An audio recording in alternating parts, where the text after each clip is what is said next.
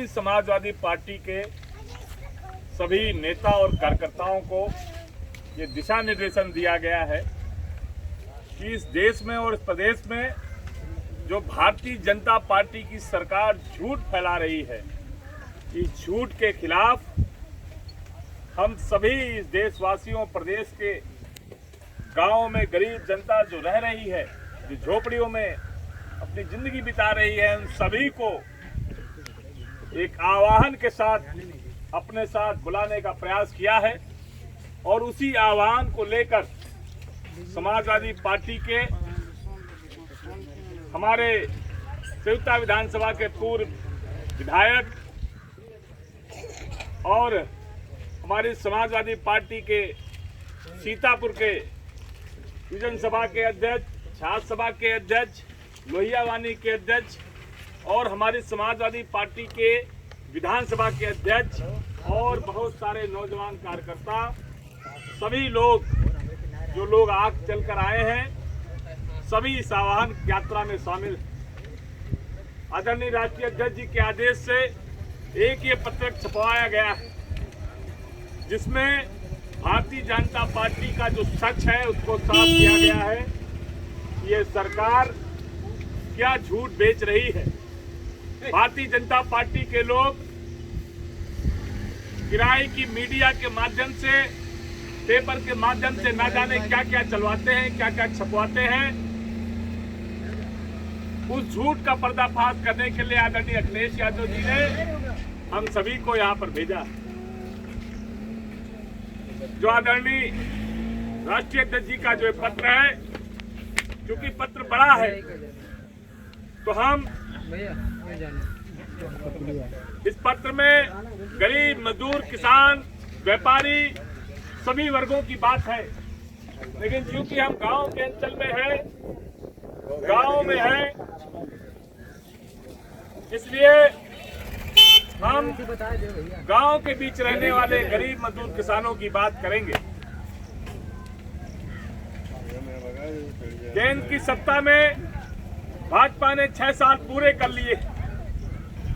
इन वर्षों में भाजपा ने गरीबों, किसानों और मजदूरों के हित में जो बड़ी बड़ी घोषणाएं हुई उन पर अमल नहीं किया। दुनिया में भारत की जो साख थी वो अब नहीं रही। आंतरिक सुरक्षा मामले में विफल भाजपा सरकार सीमाओं की सुरक्षा और देश की संप्रभुता को बचाने में असमर्थ और अक्षम है। देशवासियों को प्रगति और विकास के दिखाए गए सपने चूर हो गए हैं।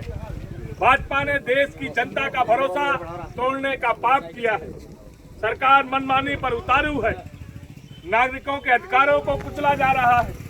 यह संवैधानिक लोकतांत्रिक व्यवस्था पर हमला है। भाजपा का यह आचरण स्वतंत्रता आंदोलन के मूल्यों के विपरीत है। भाजपा ने भारत में फिर से आपातकाल जो कांग्रेस के समय में लगा था 1975 में, 25 जून 1975 की जो परिस्थितियां थी वो फिर से बन रही। भाजपा ने 5 साल के कार्यकाल में जनता ने नोटबंदी और जीएसटी जैसी यात्राएं झेली। बताइए, नोटबंदी में क्या गरीब, मजदूर, किसान लाइन में लगा कि नहीं लगा? लगा कि नहीं लगा?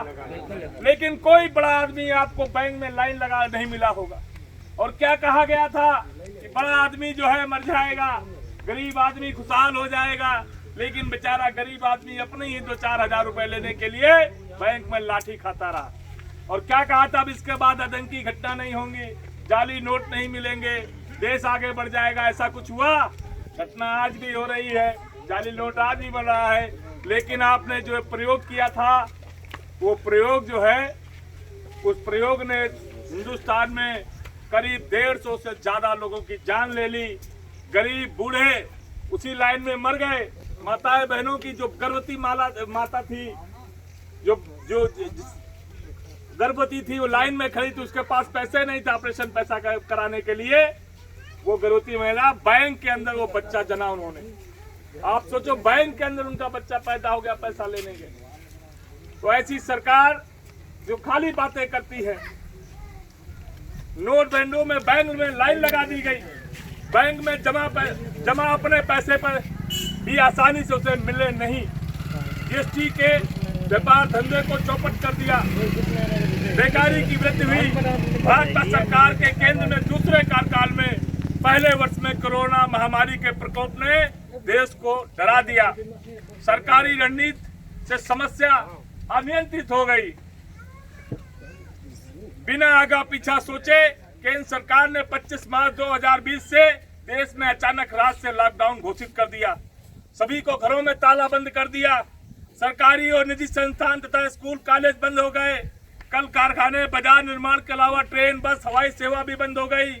लाखों श्रमिक देखते देखते बेरोजगार हो गए। ठेकेदारों ने उनका वेतन हड़प लिया।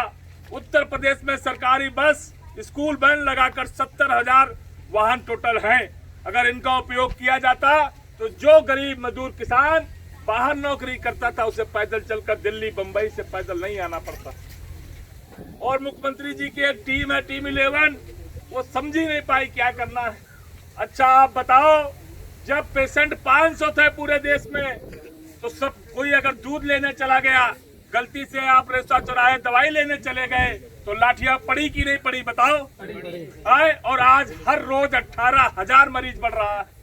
पूरे देश में 6 लाख लोग हैं, आज एक भी डंडा नहीं मार रहे। आज तो सब खोले दे रहे हैं। तो बताओ ये सरकार निर्णय कहाँ ले पाती है? जब 500 मरीज पूरे देश में थे तब लाठी डंडे मार रही थी, अब 6 लाख हो गए तो सब खोल दिया। क्यों खोल दिया? क्योंकि ये फ्लॉप हो गए। अगर न खोलते तो इस देश में बगावत हो जाती भूख के लिए। ये हाल है। उत्तर प्रदेश की भाजपा सरकार का चौथा वर्ष शुरू हो गया है। इस सरकार ने अपनी एक भी जनहित योजना नहीं शुरू की। सरकार, समाजवादी सरकार के कामों को अपना नाम लगाने के अलावा, नाम बदलने के अलावा कुछ नहीं किया। थोथे वादे और झूठी घोषणाएं कर डबल इंजन की सरकारों में बस प्रतियोगिता कंपटीशन लगा रहा। कहने का मतलब जो इन्होंने संकल्प पत्र दिया था, बताओ उसमें कितनी घोषणाएं की थी, ये हो जाएगा, वो हो जाएगा। कोई भी एक घोषणा आई सड़क पर, कोई भी काम सड़क पर होने का काम हुआ? हाँ, आपको जो है तरह तरह की बातें बनाकर उलझाया जरूर गया।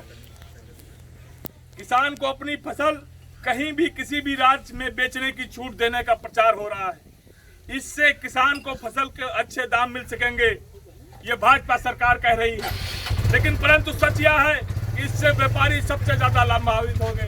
जो व्यापारी करते हैं, जो व्यापार है, मोटे आसामी लोग हैं, वो आपकी फसल से फायदा कमाते हैं और गरीब किसान को नहीं मिलता। कहने का मतलब यहाँ आपके पड़ोस में तरोई बोई है, तरोई बिकती यहाँ 5 रुपए, 4 रुपए किलो, 3 रुपए किलो, और लखनऊ में बिक रही है वो 25 रुपए किलो, 30 रुपए किलो।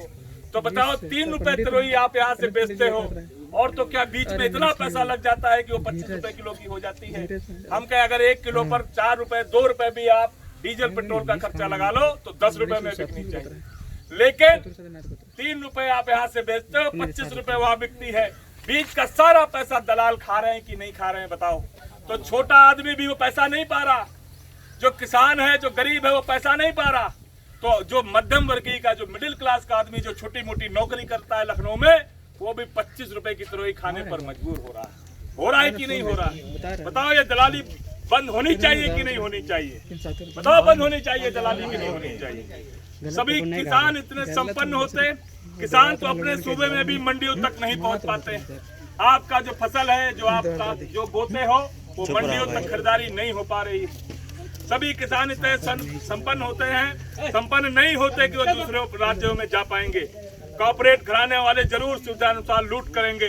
बिचौलियों और कंपनियों की कुदृष्टि किसान की फसल पर रहेगी।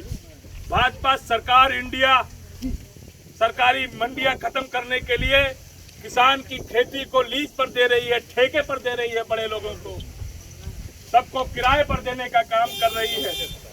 भाजपा राज में किसान, कामगार, श्रमिक और नौजवान सबसे ज्यादा बदहाल है। किसानों को राहत देने की जगह कर्ज पर जीने की सलाह दी जा रही है। बताओ, हम लोग चाहते हैं कि कम से कम कर्जा ले, सरकार कह रही है कि और कर्जा लो, और जब कर्जा ले लोगे तो आपका ट्रैक्टर खिंच जाएगा, आपकी जमीन पर आकर सरकारी लोग कब्जा करने लगेंगे। उससे फसल की लागत का दोगुना मूल्य देने और किसान की आय 2 गुना करने का सपना दिखाया गया था। बताइए, उत्तर प्रदेश की सरकार, योगी सरकार ने कहा था कि हम सरकार जो आप फसल लगाते हो, अगर आप 1 रुपए लगाते हैं तो 2.5 रुपए कीमत आपको उसकी मिलनी चाहिए। ये सपना दिखाया था, तो क्या बताओ फसल की इतनी कीमत मिलती है? बताओ फसल की इतनी कीमत मिलती है, और जो डीजल के दाम बढ़ रहे हैं, बताओ चीजें कौन मर रहा है? पेट्रोल सस्ता हो गया, डीजल महंगा हो गया कि नहीं हो गया? पेट्रोल सस्ता हो गया, डीजल महंगा हो गया, बताओ किसान मर रहा है कि नहीं मर रहा है? बुंदेलखंड में दलहन की खेती बर्बाद हो गई। क्रय केंद्र न खुलने से किसान को फसल का घोषित न्यूनतम समर्थन मूल्य भी नहीं मिला। किसानों का 20,000 करोड़ रुपया बकाया है। 5 वर्ष में 60,000 से ज्यादा किसानों ने आत्महत्या कर ली। बताओ, मैं कहना चाहता हूँ और एक बात और खुल के कहता हूँ,